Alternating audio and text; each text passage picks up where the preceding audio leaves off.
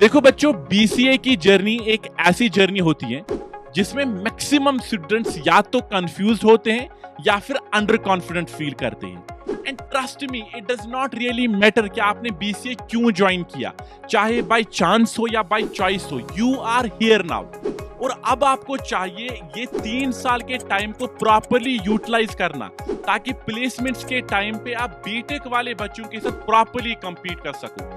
मैं आदित्य फरशीद आप सबका वेलकम करता हूं कॉलेज वाला चैनल में। और आज के इस वीडियो में हम एक डिटेल रोड मैप डिस्कस करेंगे सारे बीसीए स्टूडेंट्स के लिए, ताकि एट द एंड आपको एक गाइडेंस मिलेगी कि इस बीसीए की जर्नी के दौरान हम एक प्रॉपर प्लेसमेंट कैसे ले सकते हैं, चाहे ऑन कैंपस हो या ऑफ कैंपस। तो बिना टाइम वेस्ट किए आज के इस वीडियो को स्टार्ट करते हैं। देखो बच्चों, हम सबको पता है बीसीए की डिग्री 3 साल की होती है।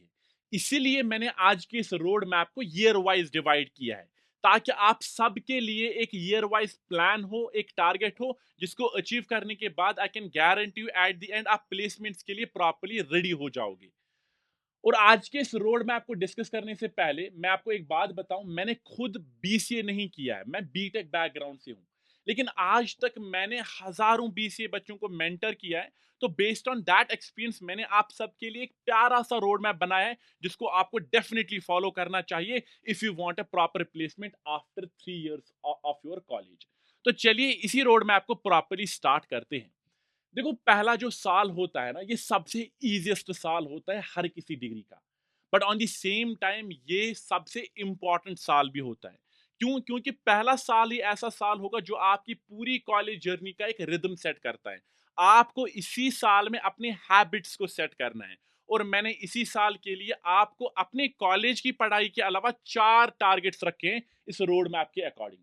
सबसे पहली चीज, आपको अपने मैथमेटिकल फाउंडेशंस को काफी ज्यादा स्ट्रांग करना है। रीजन बीइंग, मैथमेटिक्स ही बैकबोन होता है लॉजिकल थिंकिंग का, लॉजिकल रीजनिंग का। तो अगर आप चाहते हो ना एक हार्ड कोडर बनना, तो उसमें आपको मैथमेटिक्स की काफी ज्यादा नीड पड़ती है। तो मैथमेटिक्स की फाउंडेशन को एक प्रॉपर टारगेट मान लो और इसको स्ट्रांग करना है। दूसरा चीज इसी रोड मैप में अगर आप यहां पे देखोगे, that is pick one programming language. वो सी हो सकती है या पाइथन। अब जब मैं बोल रहा हूं ना पिक वन प्रोग्रामिंग लैंग्वेज, इसका सिंपल मतलब ये है कि आपको सिर्फ एक लैंग्वेज सीखनी है जिसके थ्रू आप कंप्यूटर से बात कर सकते हो। तो उसके लिए आपको चाहिए एक लैंग्वेज का ग्रामर, दैट इज सिंटेक्स। तो आपको वो ज्यादा हार्ड कोडिंग पहले साल में नहीं करनी है। आप हमेशा जो चीजें हैं ना उनको स्लोली लो। जरूरी नहीं है कि आपको सारी की सारी लैंग्वेज एक ही साल में सीख लिए, नहीं। पहले साल में सिंपल सीखो कि हम एक प्रोग्रामिंग लैंग्वेज के थ्रू एक कंप्यूटर से कैसे बात कर सकते हैं। छोटे छोटे प्रोग्राम सिंटेक्स सीखो हर किसी चीज का। सो पिक अप प्रोग्रामिंग लैंग्वेज और उसका सिंटेक्स बड़ा तगड़ा करो पहले साल में। उसके बाद आती है तीसरी चीज, and that is learn Git and GitHub. काफी सारे स्टूडेंट्स ऐसे होते हैं जो गिट और गिटहब को लास्ट ईयर में सीखते हैं, but don't do that. Git and GitHub is a very important thing जो हर कोई कंपनी ढूंढती है एक कैंडिडेट में। तो आप पहले साल में ही गिट एंड गिटहब पे एक प्रॉपर होल्ड करो। एक वर्जन कंट्रोल सिस्टम का आपको एक होल्ड होना चाहिए, ताकि आप अपने काम, आप अपने प्रोजेक्ट्स को पब्लिक के साथ, कम्युनिटी के साथ शेयर करोगे। और उसके बाद जो एक बहुत ही इंपॉर्टेंट चीज है, जिसको ऑनेस्टली आपको through out the college journey follow करना चाहिए, that is your communication skills. अब यहाँ पे कम्युनिकेशन स्किल्स लिखा है, इसका मतलब ये नहीं है कि सिंपली अंग्रेजी करनी है, नहीं। बल्कि कॉलेज में जो इवेंट्स होते हैं, जो फेस्टिस होते हैं, उन सब में पार्टिसिपेट करना है। तो आपको अपनी कम्युनिकेशन स्किल्स, टेक्निकल स्किल्स और अपने आप में जो कॉन्फिडेंस है, उसको पहले साल में अच्छा खासा काम करना है। अगर आपको पहले साल की जर्नी स्मूथ रही, वो ऑटोमेटिकली नेक्स्ट जो 2 साल है उसको प्रॉपरली स्मूथली चलाएगा। तो ये तो हो गया पहला साल। अब चलते हैं दूसरे साल पे। देखो, ये दूसरा साल जो है ना, ये इस 3 साल की जो गैप है, इसमें सबसे इंपॉर्टेंट है। क्यों? क्योंकि दूसरे साल में ही सब कुछ डिसाइड होता है। दूसरे साल में ही बहुत ही इंपॉर्टेंट पढ़ाई होती है। अब आपको दूसरे साल में क्या करना है? सबसे पहली चीज, आपको डेटा स्ट्रक्चर्स एंड एल्गोरिदम्स को सीरियसली लेना है। चाहे वो एरेज हो, स्ट्रिंग्स हो, क्यूज हो, डेटा स्ट्रक्चर्स में जो जो आता है, उसके बेसिक्स तो इंटरमीडिएट लेवल्स पे आपको काम करना चाहिए। तो दूसरे साल में अगेन ज्यादा लोड नहीं लेना है कि नहीं मुझे करना ही करना है, करना है, लेकिन आराम से। You have to take baby steps. मैंने काफी सारे स्टूडेंट्स में एक प्रॉब्लम देखिए कि वो ना सारी चीजें एक साथ उठाते हैं, herd mentality, you don't have to follow that. तो आप properly step by step data structures पे चलो और उसको इंप्लीमेंट करो। और उसके साथ साथ आप एक काम करो, डेवलपमेंट को सेकेंड ईयर में स्टार्ट करो। पहले ईयर में मेरी सजेशन होगी कि डेवलपमेंट को अवॉइड करो। आप चाहो तो पढ़ सकते हो एचटीएमएल सीएसएस, लेकिन जो मेन फ्रंट एंड डेवलपमेंट है उसको प्रॉपर्ली सेकंड ईयर में स्टार्ट करो। क्यों? क्योंकि डेवलपमेंट के थ्रू आप अपने प्रोजेक्ट्स को शोकेस कर सकते हो, तो वो आप सेकंड ईयर में स्टार्ट करो। तीसरा जो बहुत ही इंपॉर्टेंट है, आपने डीएसए में सीखा, डीएसए में एरे सीखा, स्ट्रिंग सीखी। अब उसी के अराउंड आपको चाहिए सेकंड ईयर में at least 300 to 400 basic to intermediate problems को सॉल्व करना। तो आप एक अपने आप में एक हैबिट लाओ कि हर दिन 1 से 2 से 3 प्रॉब्लम सॉल्व करनी है डीएसए के रिलेटेड। चाहे वो सी के थ्रू हो सकता है, जावा के थ्रू हो सकता है, सी प्लस प्लस, पाइथन। आप डिसाइड करो कि आपको कौन सी लैंग्वेज उठानी है। और उसके साथ साथ आप सिंपल सेकेंड ईयर में 2 से 3 से 4 मिनी प्रोजेक्ट्स उठाओ और उनके लिए एक प्रॉपर फ्रंट एंड डिजाइन करो सेकेंड ईयर में। तो ये तो हो गया सेकेंड ईयर जिसमें अच्छी खासी पढ़ाई करनी है, डीएसए, डेवलपमेंट, प्रॉब्लम्स और मिनी प्रोजेक्ट्स उठाने हैं। अब उसके बाद जो है वो है थर्ड ईयर। देखो थर्ड ईयर होता है, आपने थर्ड ईयर तक मैक्सिमम चीजें पढ़ी, तो अब थर्ड ईयर में उसी को एक लेवल अप करना है। तो अपने डीएसए जो बेसिक से इंटरमीडिएट लेवल सेकंड ईयर में पढ़ा उसको थर्ड ईयर में प्रॉपरली एक्सप्लोर करना है। तो एडवांस डीएसए कंसेप्ट को उठाना है और उसी एडवांस डीएसए कंसेप्ट के रिलेटेड काफी सारी प्रॉब्लम्स करनी है। और उसके साथ साथ थर्ड ईयर में आप डेफिनेटली बैक एंड डेवलपमेंट को एक्सप्लोर करो।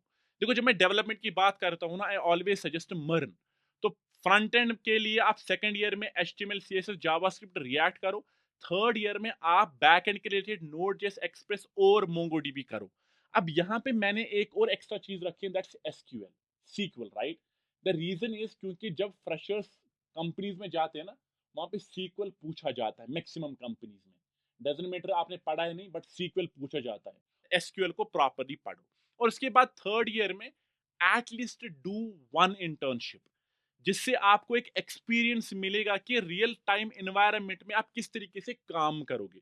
तो एक इंटर्नशिप डेफिनेटली करो। और उसके साथ साथ लास्ट ईयर में बहुत ही बड़े 2 प्रोजेक्ट्स बनाओ। मैंने से बहुत बड़े, आई डोंट मीन बहुत बहुत बड़े, आई मीन गुड प्रोजेक्ट्स जो आप कम्युनिटी को दिखा सकते हो, लिंक्डइन पे शोकेस कर सकते हो।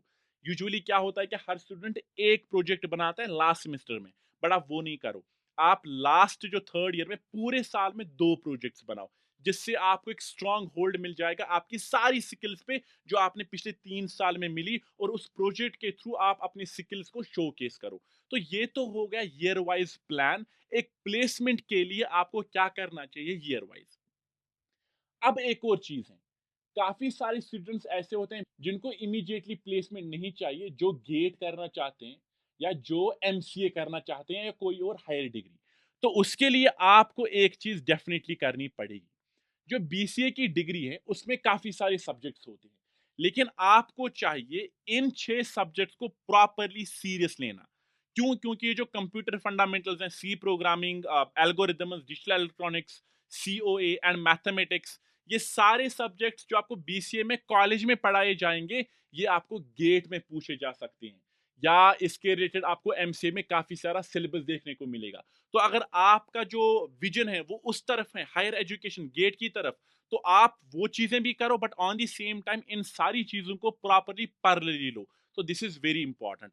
One another very important suggestion from my side to all BCA students. अब आपको कुछ और चीजें भी दिमाग में रखनी पड़ेंगी, क्योंकि आप सिर्फ प्लेसमेंट्स के लिए नहीं पढ़ रहे हो, आप अपनी बीसीए डिग्री भी कर रहे हो।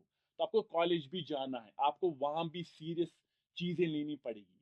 तो मेक श्योर जब आप कॉलेज जा रहे हो, थ्रू आउट ऑल सेमेस्टर आप अपनी सीजीपीए को प्रॉपरली मेंटेन करोगे। इसीलिए नहीं क्योंकि कंपनी सीजीपीए मांगती है, लेकिन मैक्स काफी सारी कंपनीज ऐसी होती हैं जिन्होंने क्राइटेरिया रखा होता है कि एटलीस्ट 7.0 होगा, तभी हम इस कैंडिडेट को इंटरव्यू के लिए सिलेक्ट करेंगे। So take your CGPA very important over there. It's very necessary. अब चलते हैं रिज्यूमे पे। Start building early. इसका मतलब ये नहीं है कि आपको हर दिन रिज्यूमे बनाना है, नहीं। आपको मैंने हर साल का टारगेट दिया ना, आप हर साल के बाद एट द एंड एक रिज्यूमे बनाओ। और उसके बाद हर साल के बाद उसको रिफाइन करो विद न्यू प्रोजेक्ट्स कि आपने नया क्या सीखा। तो रिज्यूमे को कंटिन्यूअसली बनाओ और उसके बाद तीसरी जो चीज़ है, अपना जो नेटवर्क है उसको बिल्ड करो। तो जो भी आप बीसीए के दौरान आप करते हो ना, उसको प्रॉपर्ली शेयर करो अपने लिंक्डइन के थ्रू, ताकि आपको एक नेटवर्क बने। Network plays a very important role. और उसके बाद कॉलेज एटेंडेंस आपको पता ही है, इंडियन एजुकेशन सिस्टम में एक चीज़ है, दैट इज़ आपको 75% मिनिमम अटेंडेंस होनी चाहिए। अगर आप नहीं करोगे, तो आपको शायद एग्ज़ाम में नहीं बैठना दिया जाएगा, which I don't feel should be there, but it is there, right? तो आप प्रॉपर्ली अटेंडेंस को सीरियसली लोगे। और उसके बाद आता है सर्टिफिकेशन, इस पे मैं थोड़ी देर के बाद आऊँगा। स्पीक इन इंग्लिश, मैंने आपको पहले ईयर के टारगेट में रखा कि कम्युनिकेशन स्किल्स पे काफ़ी ज़्यादा काम करो।